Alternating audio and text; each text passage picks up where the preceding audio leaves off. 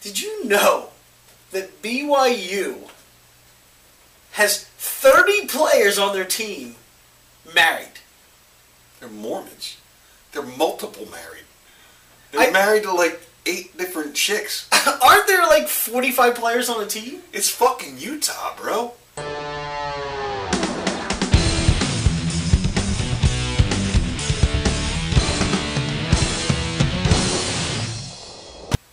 Welcome to Mo Mears Show. I'm Mo. Mears. Dream is over. Showtime filming. Suits. Everything over. We look good in suits. I tell you what, we did well. I was impressed. I will boast for us. Because that was one take, one kill. And when I went back and watched it, I thought we could have been talking gibberish. I felt like I was talking gibberish. I'm surprised it came out as well as it did. We do need to make special thanks. Yes. Jason Weber, the producer of the show, or the story that's airing tonight on Inside the NFL on Showtime, 9 o'clock. Great work. Great working with us. Yeah, it was a pleasure. Gave us the show last week that we aired in the suits. That's not going to be what's on Showtime tonight. No, which people don't understand. It's going to be a different story. Yeah, it's going to be good. It's going to be funny. Special thanks to Jason for everything, and extra special thanks to Susanna for being one of the greatest people to work with ever. I mean, she walked into our house and just was so easy to work with. She was awesome. Just amazing to work with, and not too bad to look at. No, and those views didn't hurt. No. As soon as that was, she was in between us, then views spiked. They did go up. All right, so let's stick to our basic show. Yeah, let's go back to what we usually do. We have to work our way back before we work our way forward. 1 step forward, 2 steps back, 3 steps forward. It was a song, I think. It's a Huey Lewis thing or something. It was Paul Abdul. Thank you. Good call, fag. Last week's winner. Give me the name. Andy Telejohn. Andy Telejohn, 12-4. Yes. I officially suck. I fell to last place in the office pool by a lot. Yeah. I'm just terrible in fantasy. They don't even record my scores anymore because I'm out of the playoffs. Seems to be a recurring theme. It's fucking terrible. Let me say one thing real fast before we go on to the games. I want to give a shout out. Andy Telejohn, great guy, has a blog at zoneblitz.com, so make sure to check it out. He was our winner last week at 12-4, but check out his blog, zoneblitz.com. See what happens when you're on Showtime? We're plugging people. Yeah, we're plugging people. We got 2,600 views on our videos. We've never even approached 2,000 except for when I do a stupid face-over of Tiger Woods. We got to get into the 4 games, though, before it gets too late, because we got a lot to talk about with the last game of the Vikings and the Eagles. Yes. First game, Jets and Bears. Keep it short. I miss Susanna. She's a Bears fan. Are you still going to pick against the Bears? Because when she was on our show, we both picked against the Bears. Yeah, it was nice to have Suzanne on the show. Unfortunately, I hate her team. The Jets have something to play for here. The Bears clinched their division last week. Congratulations to them. The Jets are still fighting for their playoff lives, so they need a victory here. I think the Bears will finally lose to a decent team at home, and I like the Jets to go in there and actually pound the ball down their throats and win. I think it's a choke game for the Jets if they don't win, because the Bears definitely are going to lay off. Yes. It's a long shot for anybody to catch the Falcons for the home field. Yes. With 2 games left. You still have to play, but at the same time, I am going to give the edge to the Jets for 2 reasons, because I think the case of the Bears not necessarily having to play, and the fact that if I pick against the Jets again, I'm going to be called names on YouTube beyond anything that Jets fans hate us. Jets fans hate us. Butt faces last week? It's harsh. Giants at the Packers. We had to cover the Giants, we got to cover the Eagles. That was the game that needs to be talked about the most. How do you want to cover Giants at the Packers and then the Eagles at the end? That's fine. Giants at Packers. Giants are not going to win another game this year. They might not win another game next year. They're going to be reeling from that horrendous defeat on Sunday. Packers should get Aaron Rodgers back this week. I like the Packers to win. The Packers need to win to have a chance. They need to win out to have a chance to make the playoffs. Giants really only need to win 1 game to make the playoffs. That said, I think the Packers win this week, I think they win next week, and I think they get in the playoffs over the Giants. I don't know if Aaron Rodgers is back.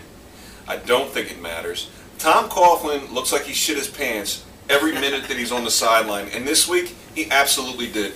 You overcame the worst big game coach in the history of the game in Andy Reid, and still won. 2 challenges that didn't happen. The last one was atrocious.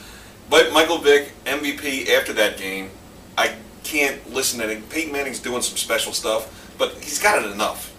It's the Michael Vick show this year. That's for later on. Packers beat the Giants because Tom Coughlin's still pooping. It's nice to see that you're actually starting to follow me on some of these picks. You're learning. Saints at Falcons. It doesn't matter at this point. I have 26 games behind because there was 13 games last week or whatever the fuck it was I lost.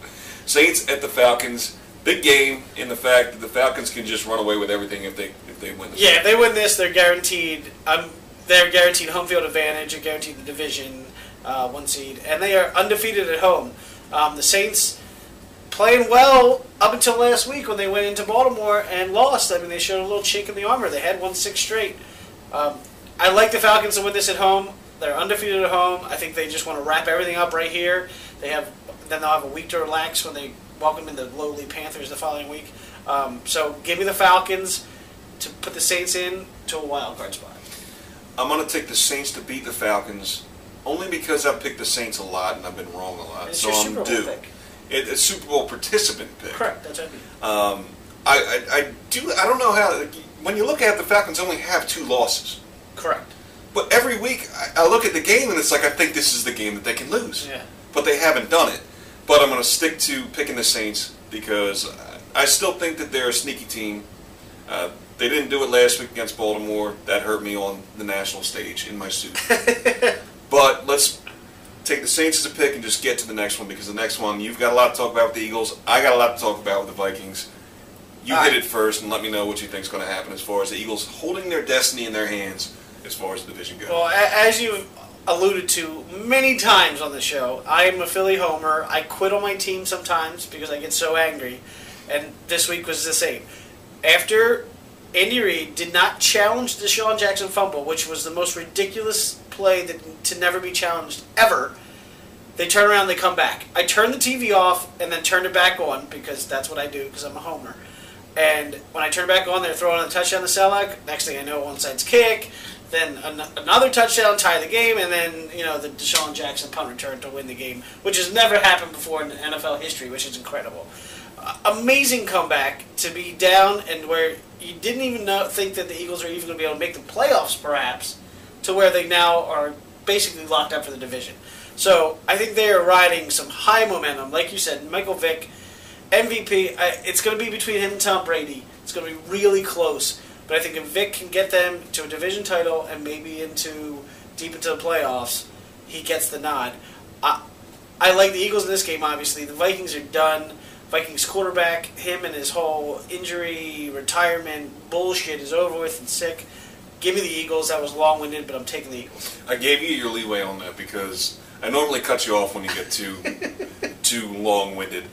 Tom Brady versus Michael Vick. If Michael Vick had never killed a dog, it would be a landslide. All right, that's the only thing holding you back from. He did miss a couple games. I don't want to get into that because what I want to get into is Eagles win, Eagles lock it up. Vikings quarterback injured at the end of every week since his cock has come out. You have to be injured at the end of every week when you take your cock out and take a picture of it and mail it to somebody or email it or do whatever it is that he did with it because you might get suspended and you have to hide behind your injuries.